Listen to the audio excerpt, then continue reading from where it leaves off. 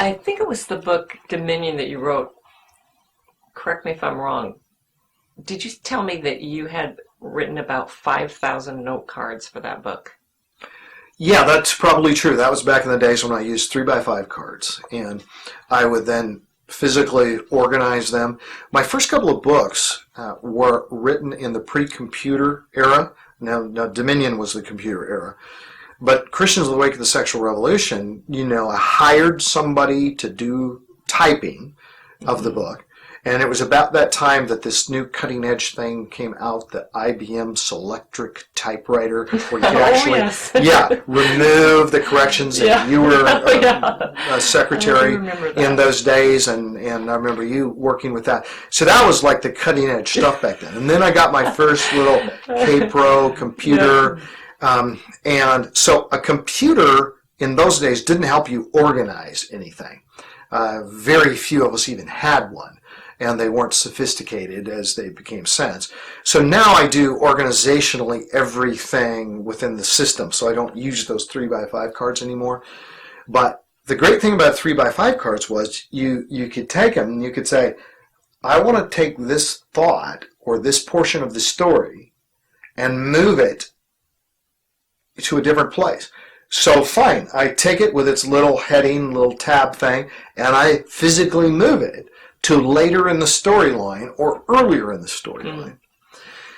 Now that, organizationally, that's how it works, because when you're writing a novel, especially a full-length novel, a good-sized novel like mine are, you just cannot remember things where something is, and I'll just move it over there. Well, right, but you've just changed the story.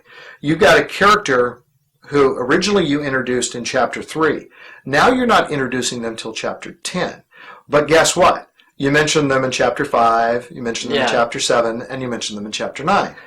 So now, of course, in the computer era, you just search by name for them. Oh, I already mentioned them here, and then I'm going to have to move all of these.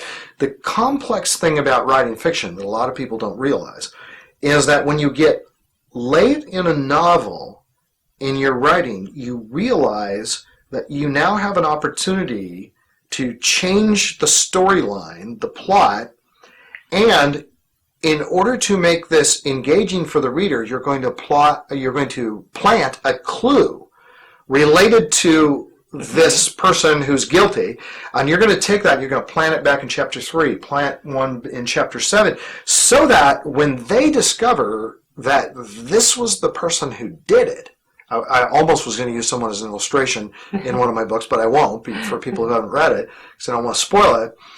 But then the reader goes, oh, of course, I should have thought of him, because he did say this, and that. And anyone who's read murder mysteries will know how just outraged the reader can get when it's somebody is guilty, but there hasn't even been a clue.